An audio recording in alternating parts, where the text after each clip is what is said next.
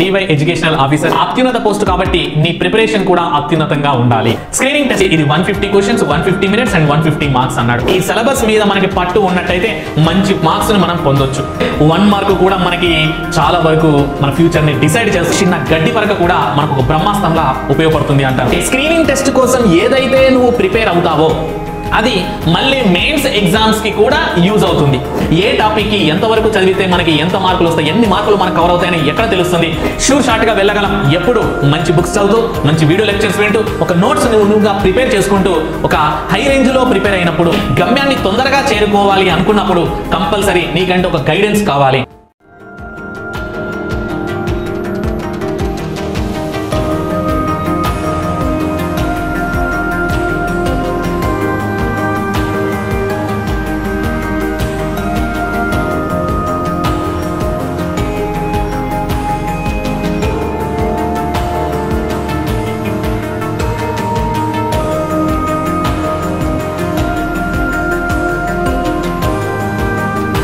Hello everyone, welcome to S&S publication. This is Venkat, Quant faculty. So మనకి కొత్తగా వచ్చిన notification, present ఉన్న notification ఏంటంటే DY ఎడ్యుకేషనల్ ఆఫీసర్. ఇది ఒక అత్యున్నత హోదా అని మన అందరికీ తెలుసు. మరి దీని గురించిన సమాచారాన్ని మన యూట్యూబ్ ఛానల్లో ఆల్రెడీ నోటిఫికేషన్ వివరాలు కానీ ఎప్పుడు అప్లై చేసుకోవాలి ఏంటి అని మరి మీ ముందుకు వచ్చిన కారణం ఏంటి అంటే మరి మన తరపున, మన ఛానల్ తరపున, మన అప్లికేషన్ తరపున మనం ఏం ప్రొవైడ్ చేస్తున్నాం. ఓకే, మనము ఏం ప్రొవైడ్ చేస్తున్నాం? ఆ ఎడ్యుకేషనల్ ఆఫీసర్ అనే పోస్ట్ని కొట్టడానికి. తక్కువే పోస్టులు ఉన్నాయి కదా అని నిర్లిప్తత పాటించొద్దు. మరి కంపల్సరీ మంచిగా ప్రిపేర్ అయినట్టయితే, ఎవరెవరైతే క్వాలిఫికేషన్ ఉన్న వాళ్ళందరూ ఖచ్చితంగా ప్రిపేర్ అయినట్టయితే ఆ జాబ్ని సాధించవచ్చు. మరి అత్యున్నత పోస్ట్ కాబట్టి నీ ప్రిపరేషన్ కూడా అత్యున్నతంగా ఉండాలి. అది మర్చిపోవద్దు. ఏదో ఒక రాయి వేద్దాంలే అని కాకుండా ఒక ప్రిపరేషన్, ఒక ప్రణాళికతో నువ్వు ఒక షెడ్యూల్డ్గా ప్రిపేర్ అయినట్టయితే కంపల్సరీ ఆ జాబ్ అనేది నీ దగ్గరికి చేరుతుంది. నార్మల్గా మనం అబ్జర్వ్ చేస్తే, ఒక్కసారి మనం నోటిఫికేషన్ని అబ్జర్వ్ చేస్తే మనకి 2 రకాల ఎగ్జామ్స్ ఉన్నాయి. స్క్రీనింగ్ టెస్ట్ చూసుకొని తర్వాత మెయిన్ ఎగ్జామ్ అని పెట్టాడు. స్క్రీనింగ్ టెస్ట్కి వచ్చేసి అంటే ప్రిలిమ్స్ మెయిన్స్ లాగా అనమాట. స్క్రీనింగ్ టెస్ట్కి చూసుకున్నట్టయితే ఇక్కడ general studies and mental ability అని చెప్పడం జరిగింది. ఇది 150 క్వశ్చన్స్ 150 మినిట్స్ అండ్ 150 మార్క్స్ అన్నాడు. సో ఒక క్వశ్చన్కి 1 మార్క్ చొప్పున ఇవ్వడం జరిగింది. And there is a each wrong answers will be penalized 1/3 of the marks prescribed for the question అన్నాడు. సో ఫస్ట్ ఆఫ్ ఆల్ చూసుకున్నట్టయితే మనకి స్క్రీనింగ్ టెస్ట్ క్వాలిఫై అవ్వడం ఇంపార్టెంట్. క్వాలిఫై అయిన తర్వాత నెక్స్ట్ మనకు ఉండేది ఏంటి అంటే మెయిన్స్ ఎగ్జామ్. మరి స్క్రీనింగ్ టెస్ట్కి సంబంధించి సిలబస్ ఏమిచ్చాడు ఒక్కసారి మనం అబ్జర్వ్ చేస్తే ఇక్కడ చాలా రకాల సబ్జెక్ట్స్ ఉన్నాయి. మనకి జనరల్ స్టడీస్ అనగానే అందులో చాలా రకాల సబ్జెక్ట్స్ని ఇంక్లూడ్ చేసి ఇస్తాడు. అండ్ నెక్స్ట్ మనకి ఇచ్చింది ఏంటి అంటే మెంటల్ ఎబిలిటీ చూసుకున్నట్టయితే ఇక్కడ logical reasoning and analytical ability and logical interpretation and as well as data analysis, tabulation of data, visual representation and data, basic data analysis, summary of statistics కూడా mention చేయడం జరిగింది. అంటే మనకి మెంటల్ ఎబిలిటీలో లాజికల్ రీజనింగ్తో పాటు, arithmetic కాన్సెప్ట్స్తో పాటు, data ఇంటర్ప్రిటేషన్తో పాటు statistics concept కూడా implement చేస్తానని ఇండైరెక్ట్గా మనకి చెప్తున్నాడు. ఈ సిలబస్ మీద మనకి పట్టు ఉన్నట్టయితే మంచి మార్క్స్ని మనం పొందొచ్చు. ఓకే, ఇది ఒక సబ్జెక్ట్ లెవెల్లో చూసుకున్నట్టయితే మనకి బౌండరీ సబ్జెక్ట్, నేను ప్రతిసారి చెప్తూనే ఉంటాను, ఇంతకు మించి చదవాల్సిన అవసరం లేదు అనే పాయింట్ ఆఫ్ వ్యూలో నువ్వు ప్రిపేర్ అయినట్టయితే చాలా ఉత్తమమైన జాబ్ని నువ్వు సొంతం చేసుకోవచ్చు. మరి ఇక్కడ అబ్జర్వ్ చేస్తే ఇది మనకి స్క్రీనింగ్ టెస్ట్కి పర్టికులర్గా ఇదంతా జనరల్ స్టడీస్కి సంబంధించిన సిలబస్ చూసుకుంటే, మన పార్ట్కి సంబంధించి చూస్తే మెంటల్ ఎబిలిటీలో చూసుకుంటే ఇది మనకి ముఖ్యమవుతుంది. ఇక్కడ మార్క్స్ మనం పోగొట్టుకోవాల్సిన అవసరం లేదు. మంచిగా ప్రిపేర్ అయినట్టయితే మరి మార్క్స్ అనేవి ఎంతవరకు మనం ప్రిపేర్ అయ్యామో అంత సిలబస్ని మనము ఇన్పుట్గా తీసుకున్నట్టయితే కంపల్సరీ మంచి మార్క్స్ని మనం పొందవచ్చు. ఓకే, ఏ మార్కును కూడా మనం లూజ్ అవ్వాల్సిన అవసరం లేదు. 1 మార్కు కూడా మనకి చాలా వరకు మన ఫ్యూచర్ని డిసైడ్ చేస్తుంది. కాబట్టి ప్రతి మార్కుని మనం పొందాలంటే సిలబస్ను ముందర పెట్టుకొని దానికి తగ్గట్టుగా ప్రిపేర్ అవ్వాలి. మరి ఆ సిలబస్ తగ్గట్టుగా ప్రిపేర్ అవుతూనే మనకి నెక్స్ట్ చూసుకుంటే మెయిన్స్ ఎగ్జామ్ కూడా ఉంది. ఓకే, మరి మెయిన్స్ ఎగ్జామ్లో 3 పేపర్స్ ఉన్నాయి. ఆ 3 పేపర్స్లో మళ్ళీ మనం స్క్రీనింగ్ టెక్స్ట్ కోసం ఏదైతే సిలబస్ ప్రిపేర్ అయ్యామో అదే పేపర్ 1గా తీసుకోవడం జరిగింది.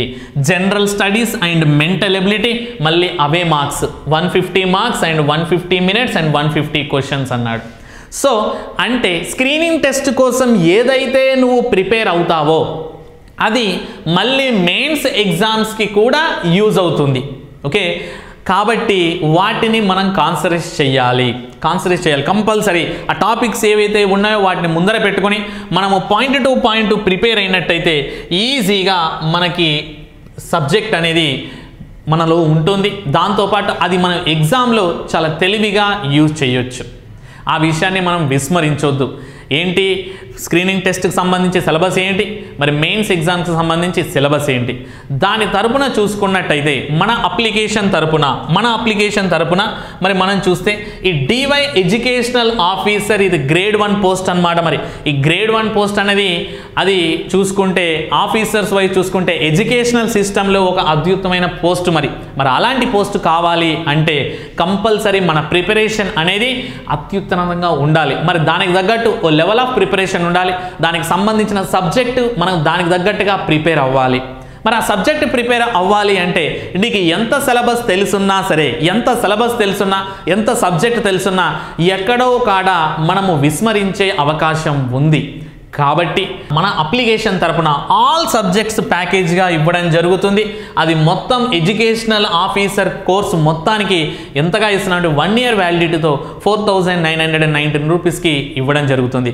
సార్ మరి దీనిలో ఏమేమి ఉంటాయి అంటే కంపల్సరీ ఏమేమి ఉంటాయి, నార్మల్గా మనకి ఒక్కొక్క టాపిక్ సంబంధించి క్షుణ్ణంగా పరిశీలిస్తూ వాటికి సంబంధించిన అవగాహనతో కూడిన నాలెడ్జ్ని మీ ముందుకు తీసుకురావడం జరుగుతుంది వీడియో రూపంలో.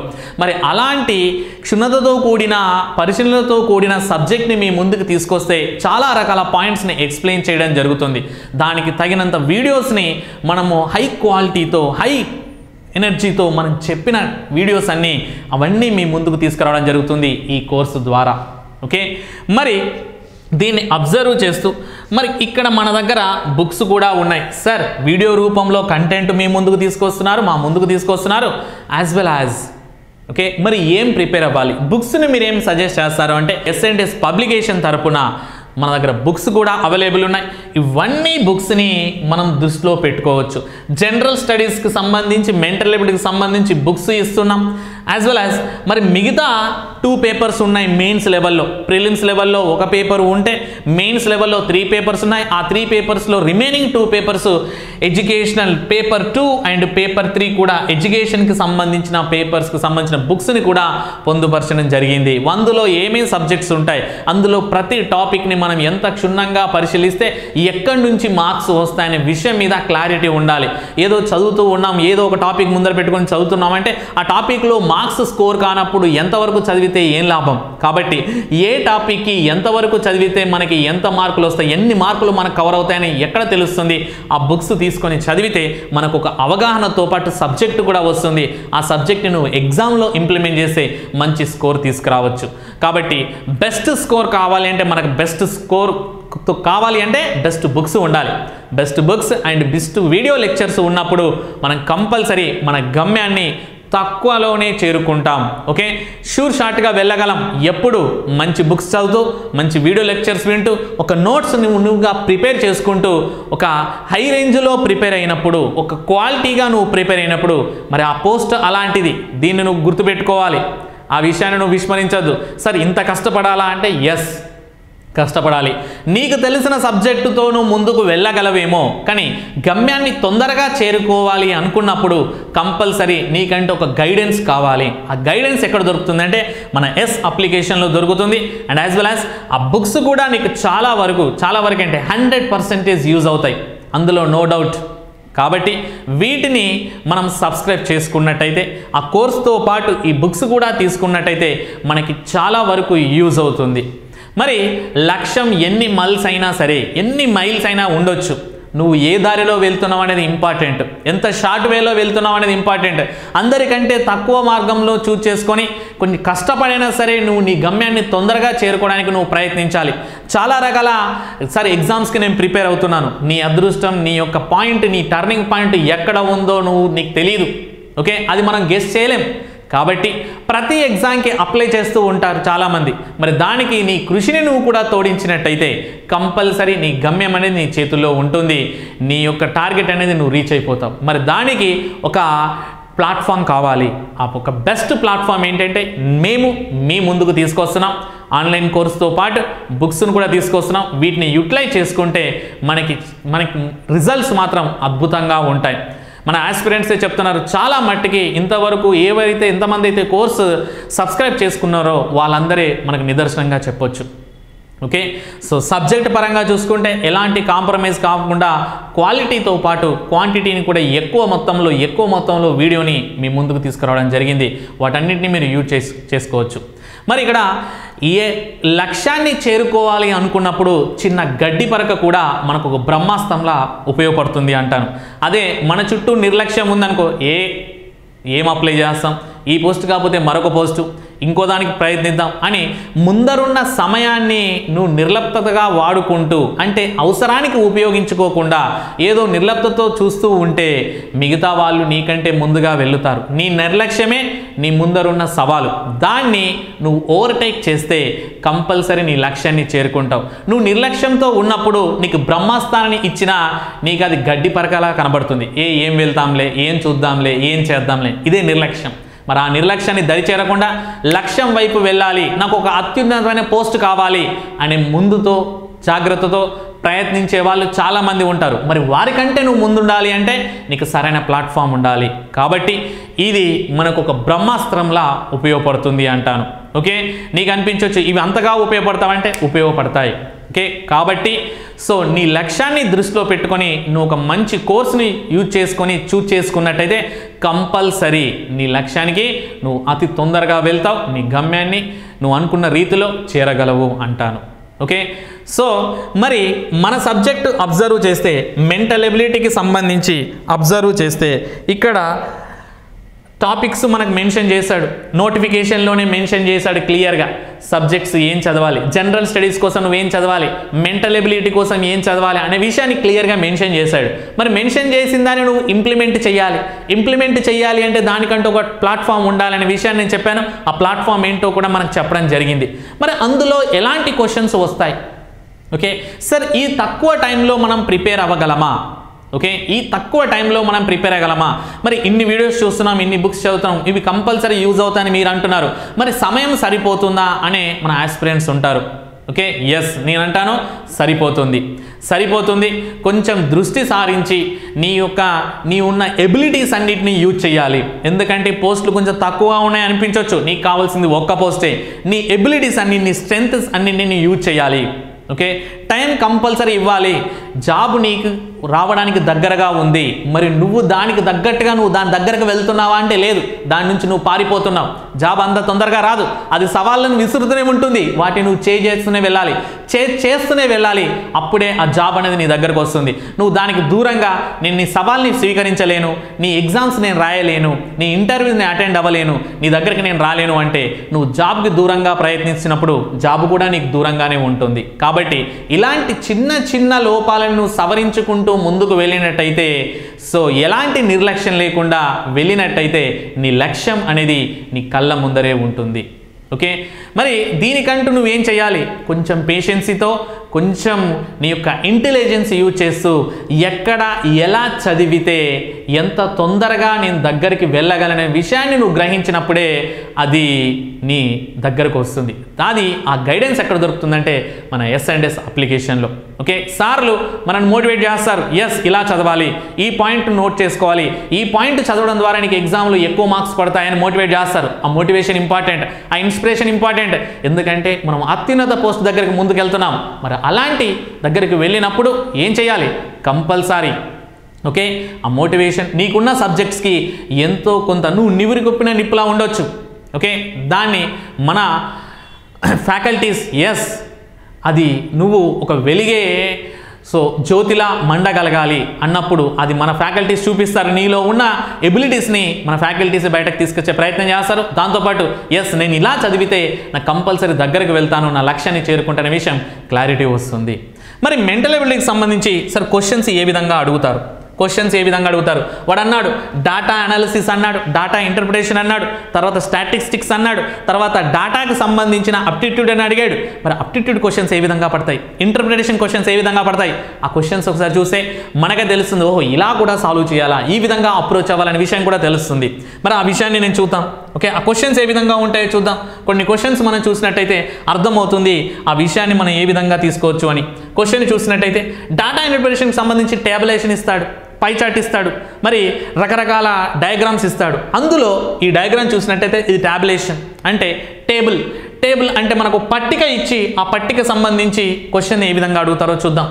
సో ఈ దిగువైన పట్టిక 4 స్టేడియంలో జరిగిన వివిధ మ్యాచ్లలో ఉన్న ప్రేక్షకుల సంఖ్యను చూపుతుంది అంటున్నాడు. మరి స్టేడియం యొక్క గరిష్ట సామర్థ్యాన్ని కూడా అందిస్తుంది. మరి ఇక్కడ ఏమన్నాడు, ఇవ్వబడిన స్టేడియం యొక్క జనాదరణ స్కోర్ల ప్రకారం ఈ క్రింది వాటిలో సరైన క్రమం ఇది. జనాదరణ ఎక్కువ ఎక్కడ ఉంది, జనాదరణ ఎక్కువ ఎక్కడ ఉంది అంటున్నాడు. స్టేడియంస్ ఇచ్చాడు S1 S2 S3 S4 అని, ఎక్కడ ఎక్కువ ఉంది నాకు కావాలి సార్. ఇక్కడ 88,000 వచ్చారు కదా సార్, సో కాబట్టి ఇక్కడే ఎక్కువ ఉంది సార్, తర్వాత 51,000, తర్వాత 32,000, తర్వాత 41,000 అలా తీసుకోకూడదు. మరి ఇక్కడ మెజర్మెంట్ ఇచ్చాడు, మ్యాక్సిమం కెపాసిటీ ఇచ్చాడు. నీకు ఇక్కడ ఉన్నవే 50,000 సీట్లు, నీకు ఉన్నవి ఎన్ని సీట్లు, 50,000 సీట్లే. ఈ 50,000 సీట్లు 1,00,000 మందిని నువ్వు కూర్చోబెట్టగలవా, కూర్చోబెట్టలేవు. మరి 1,00,000 మంది ఉన్న సామర్థ్యంతో కంపేర్ చేసుకోగలవా, చేసుకోలేవు. అలా చేయాలి అన్నప్పుడు వీటన్నిటిని ఈక్వల్ చేయాలి. గరిష్ట సామర్థ్యాన్ని నువ్వు ఏం చేయాలి, ఈక్వల్ చేయాలి. గరిష్ట సామర్థ్యాన్ని ఈక్వల్ చేసినట్టయితే నీకు ఈజీగా తెలుస్తుంది ఎంతమంది కూర్చున్నారు అని. ఇక్కడ చూద్దాం, ఇక్కడ ఏమి ఇచ్చాడు, 1,00,000 ఇచ్చాడు. గరిష్ట సామర్థ్యాన్ని ఏమి ఇచ్చాడు, 1,00,000 ఇచ్చారు. 1,00,000కి ఎంతమంది వచ్చి కూర్చున్నారు, ఎంతమంది హాజరైనారు, 88,000 మంది హాజరయ్యారు. మరి అలాగే ప్రతి దానిలో 1,00,000కు మార్చే ప్రయత్నం చేద్దాం, ప్రతిదాన్ని 1,00,000కు మార్చే ప్రయత్నం చేద్దాం. చూడండి, దీన్ని క్యాన్సిల్ చేస్తే 5 ఒకట్లు ఏమైంది అంటే చూద్దాం, 5 ఎందుల 40, నెక్స్ట్ 10, 5 2 10, 5 5 25, ఓకే 5 2 10 ఈ విధంగా వచ్చింది. మరి ఇక్కడ ఏం చేస్తాం, ఇది 1,00,000గా మారుద్దాం. 1,00,000గా మార్చాలి అంటే 5 ఉండాల్సిన చోట ఏముండాలి, 1 ఉండాలి. ఇక్కడ 1 ఉంది, ఇది 10,000 అవుతుంది. ఇక్కడ ఒక 0 పెట్టుకుంటా, ఇక్కడ ఒక 0 పెట్టుకుంటా. అంటే 50,000 మంది ఉంటే 41,260 మంది ఉంటారు. 1,00,000 మంది ఉంటే 82,520 మంది ఉంటారు. అంటే 41,260ని డబల్ చేస్తే చాలు.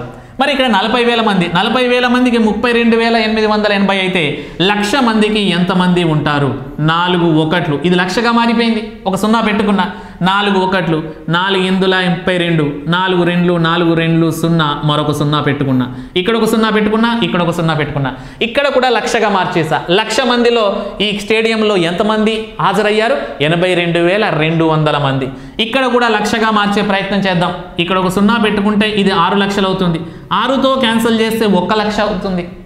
ఇక్కడ చూస్తే 6 ఎందుల 48, 51లో 48 పోతే మిగిలేది 3 పక్కన 3 అంటే 33, 6 5ల 30, 6 5ల 30, 0 మరొక 0 పెట్టుకున్నాం. అంటే ఇక్కడ చూస్తే 1,00,000 మందిలో ఇక్కడ హాజరైన వాళ్ళు ఎంతమంది, 85,500. ఇక్కడ చూసుకుంటే గరిష్ట సామర్థ్యాన్ని ఏం చేశాను అంటే ఈక్వల్ చేశా. ప్రతి స్టేడియం యొక్క వర్త్ని, కెపాసిటీని ఈక్వల్ చేశా. 1,00,000 అని 1,00,000 ఈక్వల్ చేయడం ద్వారా వారి యొక్క గరిష్ట సామర్థ్యాలు తెలిసాయి. ఇక్కడ 88,000, ఇక్కడ 82,000, 82,000, 85,000. ఇక్కడ చెప్పొచ్చు స్టేడియం 1లో ఎక్కువ మంది హాజరయ్యారు, 88,000 మంది. మరి స్టేడియం 1 తర్వాత నెక్స్ట్ ఎవరికి ఛాన్స్ ఇవ్వాలి, స్టేడియం 4కి. ఈ స్టేడియానికి మనం ఛాన్స్ ఇవ్వచ్చు. స్టేడియం 4లో 80, S1తో కంపేర్ చేస్తే కొంచెం తక్కువ. మరి S4 తర్వాత నెక్స్ట్ ఎవరు, S2, నెక్స్ట్ S3. సో ఇప్పుడు ఆర్డర్ని ఈజీగా మెయింటైన్ చేయొచ్చు. హైయెస్ట్గా ఎక్కువగా ప్రజాదరణ పొందిన స్టేడియం ఏంటి, S1. తర్వాత చివరిన ప్రజాదరణ పొందినది S3. ఇది ఏ option, option 4. Option 4 is the right answer. సరే ఈ లెవెల్లోనే ప్రిపేర్ అవ్వాలంటే ఎస్, ఈ లెవెల్లోనే ప్రిపేర్ అవ్వాలి. మరి దీనికి సంబంధించిన గైడెన్స్, క్యాలిక్యులేషన్ కావాలి. ప్రతిదాన్ని రేషియోలోకి మార్చడమో పర్సెంటేజ్లోకి మార్చడమో కాదు, వీటిని ఈక్వల్ చేస్తే చాలు కదా. గరిష్ట సామర్థ్యాన్ని ఈక్వల్ చేస్తే ఎంతమంది హాజరయ్యారో తెలుస్తుంది. దాన్ని బట్టి ఈజీగా చెప్పొచ్చు ఏ స్టేడియంలో ఎక్కువ మంది ఉన్నారు, ఏ స్టేడియంలో తక్కువ మంది హాజరవుతారు, ఎవరి కెపాసిటీ ఎంత అనేది. మరి ఇలాంటి క్వశ్చన్సే ఇస్తాడు. ఏదో అప్టిట్యూడ్ అన్నాడు కదా అని మనం నేర్చుకునే బేసిక్ కాన్సెప్ట్స్ ఇవ్వకపోవచ్చు, అందులో కొంచెం డెప్త్ లెవెల్ అడుగుతాడు. ఎందుకంటే నువ్వు ప్రిపేర్ అయ్యేది ఎడ్యుకేషనల్ ఆఫీసర్, ఒక higher level post, grade 1 post. మరి గ్రేడ్ 1 పోస్ట్కి నువ్వు ఇవ్వాల్సిన ఇంపార్టెన్స్ ఇవ్వాలి. ఆ క్వశ్చన్స్ కూడా అదే వర్త్తో ఉంటాయనే విషయాన్ని నువ్వు గమనించాలి. ఓకే, సో ఈజీగా అయిపోతుందని కాదు, ఏదో చేసేస్తే ఏదో 1-2 క్వశ్చన్స్ ఈజీగా పడ్డంత మాత్రాన ఎగ్జామ్ అంతా ఈజీ అయిపోదు. ఓకే, మరి ఇలాంటి క్వశ్చన్ని నువ్వు ఛేదించాలి, వాటిని నువ్వు సాధించాలి, మార్క్స్ బెస్ట్ రావాలి. ఓకే, నెక్స్ట్ క్వశ్చన్ చూద్దాం. ఈ క్వశ్చన్ చూడండి. ఒక వ్యక్తి వద్ద పెన్నులు మరియు పెన్సిల్ 80 ఉన్నాయి. A person has pens and pencil which together 80 in number. If he has 10 more pencils and 10 less pens, the number of pencils would have become 4 times the number of pens. The original number of pencils is అన్నాడు. అంటే ఒకటి దగ్గర మొత్తం 80 పెన్నులు మొత్తం కలిపి 80 ఉన్నాయి. మొత్తం కలిపి ఉన్నాయి 80 ఉన్నాయి. మరి ఇక్కడ అడిగింది ఏంటి అంటే పెన్సిల్ల సంఖ్య ఎంత అన్నాడు. ఇప్పుడు దీనికి ఈక్వేషన్ రాసి సాల్వ్ చేయాలి. కానీ అలా కాదు, మనం ఏం చేయాలి, క్వశ్చన్ క్లియర్గా చదివితే అతని దగ్గర పెన్సిల్లు ఉన్నాయి, పెన్స్ ఉన్నాయి, పెన్సిల్లు ఉన్నాయి, పెన్స్ ఉన్నాయి, పెన్సిల్స్ అండ్ పెన్స్ 2 కేటగిరీస్. ఏదో నేను ఎక్స్ప్లెనేషన్లో భాగంగా నీట్గా రాస్తున్నాను కానీ ఎగ్జామ్లో నీట్గా రాయాల్సిన అవసరం లేదు. ఓకే, చూద్దాం. మరి పెన్సిల్ల సంఖ్య ఎంత అంటే ఆప్షన్ వెరిఫికేషన్ చేసుకుందాం. ఇక్కడ ఏమంటున్నాడు, పెన్సిల్ల సంఖ్య పెన్నుల సంఖ్యకి 4 రెట్లు అవుతున్నాయంట. పెన్సిల్ల సంఖ్య పెన్నుల సంఖ్య 4 రెట్లు అవుతుంది అంటున్నాడు.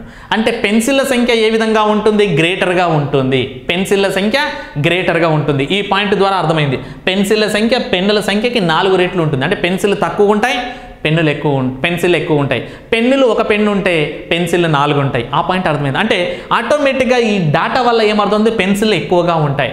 కాబట్టి ఎక్కువగా ఉన్న నెంబర్స్ని మనం ఫోకస్ చేద్దాం. అంటే 54, 56 మీద ఫోకస్ చేద్దాం. పెన్సిల్స్ 54 అనుకుందాం. పెన్సిల్స్ 54 అయితే పెన్స్ ఏమవుతాయి, 26 అవుతాయి. సార్ అలా ఎలా మీకు తెలుసు అంటే 54 + 26 2 కలిపితేనే మొత్తం ఏమవుతాయి, 80 అవుతాయి. వచ్చేసింది. మరి ఇక్కడ ఏమన్నాడు, తగ్గించమన్నాడు. పెన్సిల్స్ని ఏం చేయమన్నాడు, పెంచమన్నాడు. ఎంత పెంచమన్నాడు, 10 పెంచమన్నాడు. 10 పెంచితే అవి ఎంత అవుతాయి, 64 అవుతాయి. పెన్స్ని తగ్గించమన్నాడు, 10 తగ్గించమన్నాడు. తగ్గిస్తే ఏమవుతాయి, 16 అవుతాయి. ఇలా చేశాక పెన్స్తో పెన్సిల్ని కంపేర్ చేసుకుంటే ఎన్ని టైమ్స్ అవుతుంది, 4 టైమ్స్ అవుతుంది, 4 టైమ్స్ అవుతుంది, 4 రెట్లు అవుతుంది అన్నాడు. 16 4 64 అయిందా, అయింది. అది ఏ ఆప్షన్తో సాటిస్ఫై చేసింది, సెకండ్ ఆప్షన్తో సాటిస్ఫై చేసింది. చాలామంది ఏం చేస్తారు, ఇలా ఆప్షన్ వెరిఫికేషన్ చేసుకోకుండా ఈక్వేషన్ని సాల్వ్ చేసే ప్రయత్నం చేస్తాం. ఈక్వేషన్ ద్వారా కూడా ఆన్సర్ వస్తుంది. కానీ కొంచెం మన డెప్త్ లెవెల్కి చదివితే ఆప్షన్ వెరిఫికేషన్ ద్వారా చిటికల్లో ఆన్సర్ తీసుకురావచ్చు. రాయాల్సిన అవసరం కూడా 54 26 ఒక 10 పెంచితే 64, 10 తగ్గిస్తే 16, 16 నుంచి 64కి 4 రెట్లు, 4 రెట్లు నాకు కనబడింది, ఆన్సర్ ఈజీగా వస్తుంది. సో ఇలాంటి వాటిని ట్రిక్స్ని మనం నేర్చుకోవాలి. ఆప్షన్ వెరిఫికేషన్ చేసుకోవడం, క్వశ్చన్లో ఆప్షన్స్ అనేవి కూడా ఒక భాగమే. క్వశ్చన్ అంటే ఇక్కడికే అయిపోలేదు, ఇక్కడి నుంచి ఇక్కడికే అయిపోతే క్వశ్చన్ అనుకోకూడదు. ఆప్షన్స్ కూడా ఇచ్చాడు, 4 రకాల ఆప్షన్స్ ఇచ్చాడు. ఆ 4 రకాల ఆప్షన్స్ మీద నువ్వు ఫోకస్ చేయాలి. ఎప్పుడైతే ఫోకస్ చేస్తావో, ఏ నెంబర్ని నువ్వు ట్రిగర్ చేస్తావో ఆ నెంబర్ నీకు ఆన్సర్ అయ్యే అవకాశాన్ని, స్కిల్స్ని డెవలప్ చేసుకోవాలి. ఎస్, ఈ నెంబర్ కాదు, ఈ నెంబర్ కాదు నాకు ఎలా తెలిసింది, పెన్సిల్ అనేవి పెన్నుల కంటే ఎక్కువ ఉండాలి. పెన్సిల్లే 26 ఉంటే పెన్స్ 54 ఉంటాయి. అలా ఉండకూడదు. పెన్సిల్ ఎక్కువ ఉండాలి, పెన్స్ తక్కువ ఉండాలి. అలా ఉన్న ఆప్షన్స్ ఏంటి అంటే రెండవ ఆప్షన్, 4వ ఆప్షన్. ఇందులో రెండవ ఆప్షన్ కరెక్ట్ అయినప్పుడు ఇంకా 4వ ఆప్షన్ గురించి నువ్వు థింక్ చేయాల్సిన అవసరం లేనే లేదు అంటాను. Yes, let's take it next one. మరో క్వశ్చన్ చూద్దాం. ఈ క్వశ్చన్ చూస్తే 3 బుట్టలలోని నారింజల సంఖ్య, ఆరెంజెస్ ఇచ్చాడు. ఫస్ట్ రేషియో ఇచ్చేశాడు. వారి యొక్క రేషియో ఏంటి అంటే 3 4 5 అంటున్నాడు. 3 బుట్టలు అన్నాడు. Okay, so number of 3 baskets అన్నాడు. Basket 1 and basket 2 and next basket 3. ఈ 3 బాస్కెట్స్లో రేషియో ఇచ్చాడు. వాడు ఏమన్నాడు, in which ratio the number of oranges of first and 2 baskets must increased so that new ratio become 5:4:3 అంటున్నాడు.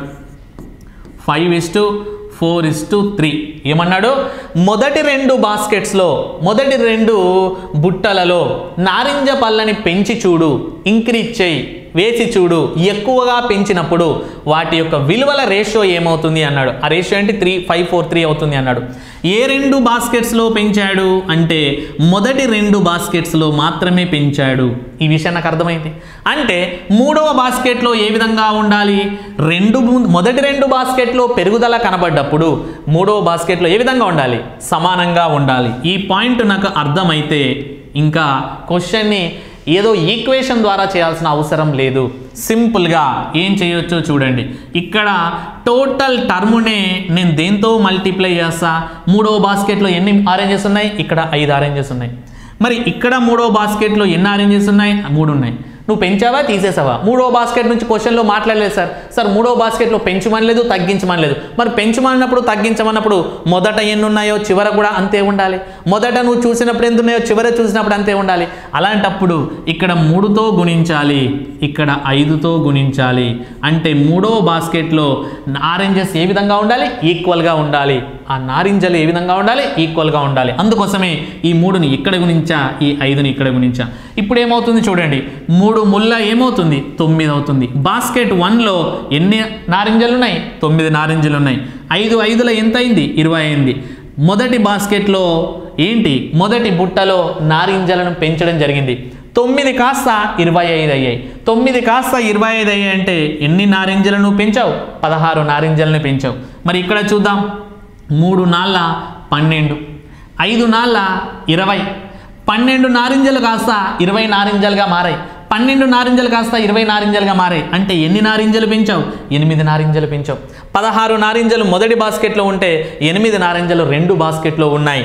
మరి ఇక్కడ 16 పెంచా, ఇక్కడ 8 పెంచా. మరి మూడో బాస్కెట్లో ఏమీ పెంచలే, ఏమీ తగ్గించలే. అంటే ఏ విధంగా ఉండాలి, ఈక్వల్గా ఉండాలి, సరి సమానంగా ఉండాలి. సరి సమానంగా ఉండేటట్టు చూసా. అప్పుడు తెలిసింది ఏ రేషియోలో నేను పెంచాను అని. ఏ రేషియోలో నేను పెంచాను అని క్లియర్గా అర్థమైంది. చూసినట్టయితే ఈజీగా వస్తుంది. సో నిష్పత్తి పరంగా చూసుకుంటే ఏ నిష్పత్తిలో పెంచా, ఏ రేషియోలో పెంచా చూడండి. 8 2 8 1 మొదటి బుట్టలో రెండో బుట్టలో నారింజలను ఏ నిష్పత్తిలో పెంచా, 2:1 రేషియోలో పెంచా. అంటే ఏ option right, option 3. Option 3 is a right answer. Option 3 is a right answer. So ఈ విధంగా క్యాలిక్యులేషన్ మనం ఇంప్లిమెంట్ చేసుకోవాలి. ఇలా లాజికల్గా వెళ్ళినట్టయితే ఈక్వేషన్ని కట్టి చేయాల్సిన అవసరం ఏమాత్రము ఉండదు. ఓకే, మరొకసారి చూద్దాం, మరో క్వశ్చన్ని చూద్దాం. ఇలానే ఈ క్వశ్చన్ చూడండి. ఈ క్వశ్చన్ చూస్తే క్లారిటీ వస్తుంది మరి ఏ విధంగా చేయొచ్చు అని. A person sells 2 cars each at 10 lakhs అన్నాడు. అంటే ఇది మనకి లాభము నష్టం అనే కాన్సెప్ట్ ఉంటుంది. అది మనకు అప్టిట్యూడ్కి సంబంధించినప్పటికీ మనకి ఇలాంటి క్వశ్చన్స్ అడిగే అవకాశం ఉంది. ఇక్కడ ఏమన్నాడు, సెల్లింగ్ ప్రైస్ ఈక్వల్ అంటున్నాడు. తన 2 కార్లని లక్షలకి విక్రయిస్తాడు. విక్రయించడము అంటే ఏంటి, సెల్లింగ్ అమ్మడము. ఒకటిని 25% లాభానికి అమ్మితే, సో మరొకటి 25% లాస్కి అంటే నష్టానికి అమ్ముతున్నాడు. ఆయన నికర నష్టం లేదా లాభం ఏమిటి అంటాడు. ఇలాంటి క్వశ్చన్కి ఒక్కొక్కసారి మనకి ఆప్షన్స్ ఇస్తాడు. నో ప్రాఫిట్ నో లాస్ అంటాడు. అంటే లాభము లేదు నష్టం లేదు, కాదు నష్టం ఉంటుంది. ఎప్పుడైనా అమ్మక విలువలు సమానం అయినప్పుడు selling price 1 selling price 2 both are equal. Okay, మొదటిసారి అమ్మిన ధర రెండవసారి అమ్మిన ధర ఈక్వల్ అయినప్పుడు, ఇక్కడ మొదటిసారి అమ్మినప్పుడు ఒక ఏంటి కార్స్ అన్నాడు, ఇక్కడ కార్స్ అంటాడు, బైక్స్ అంటాడు, ఇంకేదైనా అనొచ్చు. మొదటి కారుని అమ్మినప్పుడు మరి లాభం వచ్చింది, రెండవ కారుని అమ్మినప్పుడు నష్టం వచ్చింది. మరి ఇక్కడ అమ్మక విలువలు సమానం, అమ్మక విలువలు సమానం. అమ్మక విలువలు సమానం అయినప్పుడు ఎప్పుడైనా ఏమొస్తుందంటే లాసే వస్తుంది. ఏమొస్తుంది, లాస్ వస్తుంది. ఓకే, అమ్మక విలువలు సమానం, selling prices equal, then first is second is. ఇక్కడ చూసుకుంటే పర్సెంటేజ్ వైజ్ నెంబర్స్ వైజ్ ఇవి కూడా ఈక్వలే. ఇది ఎక్స్ ఇది ఎక్స్. ఇలా ఇచ్చిన ప్రతిసారి లాసే వస్తుంది. ఆ లాస్ పర్సెంటేజ్ ఏమవుతుంది, x²/100% అవుతుంది. x²/100% అవుతుంది. ఓకే, మరి అది ఈ పాయింట్ అప్లై చేస్తే ఆన్సర్, ఈ పాయింట్ అప్లై చేస్తే ఆన్సర్. సో ఈ పాయింట్ అప్లై చేస్తే answer. Then loss percentage formula ఏమవుతుంది, నష్టమే వస్తుంది. ఇక్కడ ఎంత పర్సెంటేజ్ ఇచ్చాడు, 25 ఇచ్చాడు. ఇక్కడ ఎంత ఇచ్చాడు, 25 ఇచ్చాడు. 25²/100 అప్లై చేస్తే ఆన్సర్. 25²/100% అప్లై చేస్తే ఆన్సర్. 25² అంటే వాల్యూ 625. 625/100 అంటే 6.25%. 6.25% లాస్. లాస్ అంటే ఏమని చెప్పొచ్చు? Option 3. Option 3 is a right answer. Yes sir, అమ్మకం విలువలు సమానమైనప్పుడు ఈ విధంగా చెప్పారు, ఈ రూల్ గుర్తుపెట్టుకొని చెప్పారు. మరి కొన్న ధరలు సమానమైనప్పుడు ఏమవుతుంది అంటే కాస్ట్ ప్రైజ్, మొదటి కాస్ట్ ప్రైజ్, మొదటి కారు కొన్న వెల, రెండవ కారు కొన్న వెల సమానమైనప్పుడు ఇక్కడ X% లాభము, మరి ఇక్కడ X% నష్టము అయితే రిజల్ట్ ఏమవుతుంది అంటే ఇప్పుడు ఏమవుతుందో చూడండి. ఇప్పుడు ఏమవుతుంది? నో ప్రాఫిట్ నో లాస్ అవుతుంది. మనం అనుకున్నాం కదా sir no profit no loss అని, అలా అవ్వదు అని చెప్పాను. మరి అక్కడ అవ్వదు అన్నప్పుడు ఎక్కడ అవుతుంది అంటే కాస్ట్ ప్రైజెస్ ఈక్వల్ అయినప్పుడు, కాస్ట్ ప్రైజెస్ ఈక్వల్ అయి అంటే కొన్న వెలలు సమానం అయినప్పుడు దీని విధంగా ఏం తీసుకుంటారంటే నో ప్రాఫిట్ నో లాస్ అవుతుంది. అంటే ఎంత పర్సెంటేజ్ ఎఫెక్టివ్ అంటే 0%. 0% అంటే నష్టము లేదు లాభము లేదు. ఏమవుతుంది అంటే 0% వస్తుంది.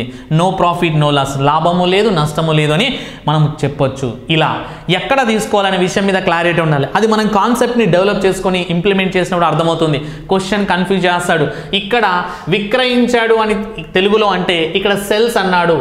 కొన్నిసార్లు మనకి తెలుగులో అర్థం కాని పదాలు ఇంగ్లీష్లో అర్థం కాని పదాలని తెలుగులో చూడడం ద్వారా మనకి క్లారిటీ ఎక్కువ వస్తుంది. క్వశ్చన్ని చూసే విధానం, చేసే విధానం చాలా వరకు మారిపోతుంది. ఈ పాయింట్ అయితే ఇక్కడ అప్లై చేయాలి. ఎప్పుడు అమ్మినప్పుడు, ఒకవేళ కొన్నాడు అని ఇచ్చినప్పుడు ఏమవుతుంది అంటే నో ప్రాఫిట్ నో లాస్ వస్తుంది. ఆ విధంగా ఎక్కడ ఏది తీసుకోవాలో అవగాహన ఉండాలి. సో ఇక్కడ నో ప్రాఫిట్ నో లాస్ అని తీసుకుంటే నీకేమవుతావు? అంతా కష్టపడి చదివిన కాన్సెప్ట్, ఆ క్వశ్చన్ వరకు తీసుకున్న ఎఫర్ట్స్ అవన్నీ వృధా పోతాయి. నువ్వు అంత ఎఫర్ట్స్ పెట్టి క్వశ్చన్ అంతా చదివి ఒక 2 నిమిషాలు 1 నిమిషము సమయాన్ని అక్కడ వృధా చేయడం జరిగింది. అంతా చేస్తే నీకు మార్కులు నష్టపోయావు అంటే అది తీవ్ర నష్టాన్ని కలిగిస్తుంది. కాబట్టి ఇలాంటి కాన్సెప్ట్స్ మీద మనం అవగాహన తెచ్చుకునే ప్రయత్నం చేయాలి.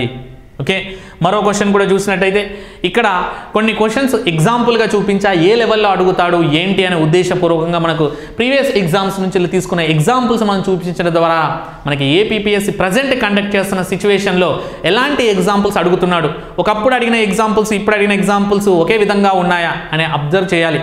అలా లేవు. ఇప్పుడు చాలా వరకు అప్డేటెడ్ వర్షన్స్గా, అప్డేటెడ్ క్వశ్చన్స్తో, అప్డేటెడ్ మెథడ్తో, అప్డేటెడ్ క్వైరీస్తో మనం ముందుకు రావడం జరిగింది. మరి వాటికి తగ్గట్టుగా నువ్వు అప్డేట్ అవ్వాలి. ఓకే, సో మనం అప్డేట్ అవుతున్నాం, టెక్నాలజీ పరంగా అప్డేట్ అవుతూ, నాలెడ్జ్ పరంగా కూడా డెవలప్ అవుతూ, అప్డేట్ అయినప్పుడే ఆ నాలెడ్జ్ని మనం సక్రమంగా యూజ్ చేసుకోగలం, బెస్ట్ స్కోర్ని సాధించగలం. ఓకే, ఇక్కడ చూస్తే a farmer purchase a field a price of 33.13% more than its current price అన్నాడు. ఉన్న వెల కంటే ఎక్కువ రేటు పెట్టి ఒక పొలాన్ని కొన్నాడు అంట. ఓకే, ప్రస్తుతం ఉన్న ధర కంటే ఎంత ధర పెట్టి కొన్నాడు? 33.13% ఎక్కువ ధరకే కొన్నాడు. వాడికి డిమాండ్ ఆ పక్క పొలమే వాడిది అయ్యి ఉండొచ్చు. ఇప్పుడు ఈ మార్కెట్లో ఉన్న రేటు కంటే నీకు మ్యాండేటరీ అయినప్పుడు ఒక వస్తువే ఉంది అంటే అప్పుడు నువ్వేం చేస్తావు? ఎక్కువ రేటు పెట్టి కొట్టేయడానికైనా ముందుకు వస్తాం. ఓకే, మనం థియేటర్కి వెళ్తారు, కామన్గా 100 రూపీస్ టికెటే ఉండొచ్చు, కానీ ఫస్ట్ డే ఫస్ట్ షో చూడాలి అనుకున్నప్పుడు ఏం చేస్తారు? చాలామంది ఉన్న రేటు కంటే ఎక్కువ రేటు పెట్టుకుంటారు బ్లాక్లో. మరి అదే జరిగింది ఇక్కడ కూడా. సో 33.13% ఎక్కువ ధర పెట్టుకున్నాడు. కానీ అతను ఆ క్షేత్రాన్ని, ఆ పొలాన్ని ప్రస్తుత ధరకు తర్వాత విక్రయిస్తాడు. ఆ నష్ట శాతం ఎంత అంటున్నాడు. మరి కొన్నాడు ఒక పొలాన్ని, కొంత రేటుకు ఉన్నదానికంటే ఎక్కువ కొన్నాడు. మరి నెక్స్ట్ టైం దానివల్ల ఉపయోగం లేదని తెలిసింది. అప్పుడు ఆ ఫార్మర్ ఏం చేశాడు అంటే ఈ పొలం వల్ల ఉపయోగం లేదు, దీన్ని నేను అమ్మేసేస్తాను అన్నాడు. మరి మిగతా వాళ్ళు వచ్చారు, ఆ పక్కనే ఉన్న పొలం వాళ్ళు వచ్చేసి దీన్ని అమ్మేస్తున్నావట, ఎంతకిస్తావు అంటే నేను ఇంత కొన్నాను ఇంతకిస్తానంటే ఎవరు అంగీకరించకపోవచ్చు. ఎందుకు అంటే ఇంతే ఉండేది, నువ్వు ఇంత పెట్టుకున్నావు, నీ అవసరం కోసం నువ్వు కొన్నావు, ఇప్పుడు నీ అవసరానికి అమ్మేస్తే మేమెందుకు అంత కొంటాం, ఇంతకుముందు ఎంతైతే ధర ఉందో అంతకే కొనడానికి మేము ప్రయత్నిస్తామని చెప్పారు. అప్పుడు వాడు నష్టపోయినా పర్లేదు, దీన్ని నేను ఉంచుకోలేను అని, నేను దగ్గర పెట్టుకోలేను అని ఏం చేశాడు అంటే అమ్మేశాడు. ఇలా ఒక స్టోరీగా చూసుకున్నప్పుడు మొదట వాడు ఎంత పర్సెంటేజ్ పెంచాడు అంటే 33.13% పెంచాడు. 33.13% అంటే మనకు గుర్తుండాలి 1/3 అని. ఓకే, 1/3 అని. మరి దీన్ని ఏ విధంగా చెప్పొచ్చు అంటే 3 రూపాయలు ఉన్న ఆ పొలం ధర ఇనిషియల్గా ఎంత ఉండేది? 3 రూపాయలు ఉండేది. ఆ 3 రూపాయలు ఉన్నదాన్ని 1 రూపాయి పెంచి ఎంతకు అమ్మేశాడు అంటే 4 రూపాయలకి కొన్నాడు. వాడు కొన్నాడు 3 రూపాయలు ఉన్న విలువ వాళ్ళ వస్తువుని 4 రూపాయలకు కొన్నాడు. మరి వాడు అమ్మేయదలుచుకున్నప్పుడు అది 4 రూపాయలకు ఎవరూ కొనలే, 3 రూపాయలకే కొంటామని చెప్పారు. దాని ధర అసలు ధర 3 అయితే నువ్వు 4 పెట్టి కొన్నావు, నీకు నువ్వుగా కొన్నావు, దానికి మేం బాధ్యులం కాదు. నువ్వు కొనే, నువ్వు అమ్మాలనుకుంటే 3 రూపాయలకే అమ్మాలి అన్నాడు. 3 రూపాయలకే అమ్మాలి అంటే ఇడు ఎన్ని రూపాయలు తగ్గించుకొని అమ్మాలి? 1 రూపాయి పెంచి కొన్నాడు కాబట్టి అదే 1 రూపాయి తగ్గించుకొని అమ్మాలి. మరి దేని మీద తగ్గించుకొని అమ్మాలి? 1 రూపాయిని ఈ 4 రూపాయల మీద తగ్గించుకొని అమ్మాలి. ఈ 1 రూపాయిని 4 రూపాయల మీద తగ్గించుకొని అమ్మాలి. 1/4 ఆఫ్ 100 అంటే ఎంత పర్సెంటేజ్ అవుతుంది? 25%. ఎంత నష్టాన్ని పొందుతాడు? 25% నష్టాన్ని పొందుతాడు. So simply we can say which option is right? Option 2. Option 2 is the right answer. So మనకి 33 1/3% వాల్యూ కానీ తెలిస్తే ఇదంతా కూడా చేయాల్సిన అవసరం లేదు. వాడేమన్నాడు? ఎక్కువ అన్నాడు, మోర్ అన్నాడు. ఇది ఇన్ఫర్మేషన్ ఎనఫ్. ఆ ఇన్ఫర్మేషన్ ఎనఫ్. 3 రూపీస్కి 1 రూపీ పెంచాడు. 3 రూపీస్కి 1 రూపీ పెంచితే ఆ భిన్నం ఏమైంది? న్యూ ఫ్రాక్షన్ ఏమైంది అంటే 1/4 అయింది. 3 రూపాయల మీద 1 రూపాయి పెంచితే ఆ ఫ్రాక్షన్ ఏమైంది? 1/4 అయింది. 1/4 వాల్యూ ఎంత? అది సరిపోతుంది. ఇంత పెంచావంటే ఇంత తగ్గించుకోవాలి. 1/3 పెంచావంటే ఎంత తగ్గించుకోవాలి? 1/4 తగ్గించుకోవాలి. అంటే 1/4 ఆఫ్ 100 అంటే ఎంత అవుతుంది? 25% అవుతుంది. ఇక్కడే చెప్పొచ్చు 33 1/3% మీద నీకు అవగాహన ఉంటే ఎస్ అసలు పెన్ను పేపర్ లేకుండా చేయొచ్చు. 33 1/3% వాల్యూ 1/3. 1/3 అంటే 3 రూపాయల మీద 1 రూపాయి పెంచాను అంటే 1/4 అవుతుంది. 1/4 అంటే ఎంత percentage? 25%. I can say option 2 is ఆ రైట్ ఆన్సర్. ఈ ప్రాతిపదికన చూసుకుంటే మనం క్వశ్చన్ని సాల్వ్ చేసే విధానం చాలా వరకు మారిపోతుంది. కొన్ని ఎగ్జాంపుల్స్ మీ ముందుకు తీసుకురావచ్చు, చూపించడం జరిగింది. ఈ ప్రాతిపదికన నువ్వు ప్రిపేర్ అయినట్టయితే, ఈ లాజికల్నెస్ని నీలో డెవలప్ చేసుకుంటే, ఈ స్కిల్స్ కానీ డెవలప్ చేసుకుంటే క్వశ్చన్స్ని సాల్వ్ చేసే విధానంలో చాలా వరకు మార్పు వస్తుంది. ఈ స్కిల్స్ అనేవి ఇక్కడే కాదు, నువ్వు నేర్చుకున్న అప్టిట్యూడ్ స్కిల్స్ అనేవి ఇక్కడనే కాదు, ఆప్షన్ వెరిఫికేషన్ చేసే ప్రతి క్వశ్చన్లో నువ్వు ఇలానే ఆలోచించే పద్ధతి కనిపిస్తుంది. ఇలానే ఆలోచిస్తావు. ఇంకా ఏ క్వశ్చన్ చూసినా సరే ఎస్ సార్ చెప్పాడు, ఆప్షన్స్ కూడా క్వశ్చన్స్లో భాగమే, దీన్ని నేను డెవలప్ చేయాలి. ఓకే, క్వశ్చన్ కనపడగానే కంగారు పడకూడదు. దాన్ని చూసినప్పుడు అందులో ఉన్న లూప్ హోల్ ఏంటి అది నేను చూడగలిగితే చాలు, క్వశ్చన్ నేను సాల్వ్ చేయగలను అనే కాన్ఫిడెంట్ సార్ తీసుకొస్తానని చెప్పాడు. దాన్ని నేను అమలు చేస్తాను, దాన్ని నేను డెవలప్ చేసుకుంటాను, ఇలాంటి స్కిల్స్ని నేర్చుకుంటాను అని నువ్వు అనుకున్నప్పుడు కంపల్సరీ ఎగ్జామ్ అనేది నీకు ఫియర్గా ఉండదు. కంపల్సరీ అది నీకు సక్సెస్ని తీసుకొస్తుంది. ఎగ్జామ్ అనేది నీ ఎబిలిటీస్ని టెస్ట్ చేయడానికి, మరి నీ ఎబిలిటీస్ని టెస్ట్ చేయడానికి ఏం చేయాలి? నీలో ఆ స్కిల్స్ని డెవలప్ చేసుకోవాలి. ఓకే, నీకున్న సైన్యం ఏంటి? నీకున్న స్కిల్సే నీ సైన్యం. ఓకే, ఒక కవి అంటాడు, ఏమంటాడు? దేహం ఉంది, ఇంకే నెత్తురుంది, సత్తు ఉంది, ధైర్యం ఉంది. మరి నీకు ఉండాల్సిన ఇవన్నీ ఉన్నాయి నీ లక్షణాలు. మరి ఇంత సైన్యం నీతో ఉంది. మరి ఇంత సైన్యం నీతో ఉన్నప్పుడు వాటన్నిటినీ ఒకేసారి నువ్వు వదిలినప్పుడు ఎగ్జామ్ అనేది చాలా చిన్నగా కనబడుతుంది. దానికి తగ్గట్టుగా నీ ప్రిపరేషన్ కూడా కనబడాలి. అంత అత్యుతంగా నువ్వు ప్రిపేర్ అవ్వాలి. ఓకే, అంత అత్యుతంగా ప్రిపేర్ అయినప్పుడే నీ ఉన్న ఎక్స్పర్ట్స్, నువ్వు ఒక ఎక్స్పర్ట్లా కనబడతావు ఎగ్జామ్కి కూడా. ఓకే, నీకున్న స్కిల్స్ అన్నీ ఒకటేసారి యూజ్ చేస్తే, నీ దగ్గర ఉన్న వెపన్స్ అన్నీ యూజ్ చేస్తే కంపల్సరీ నీ లక్ష్యానికి నువ్వు తక్కువ దూరంలోనే చేరుకుంటావు. ఓకే, అందరికంటే కాన్ఫిడెంట్గా ఉంటావు. ఎగ్జామ్ అంటే అసలు ఫియర్ ఉండదు ఎప్పుడు ఈ స్కిల్స్ అన్ని నువ్వు డెవలప్ చేసుకుంటే.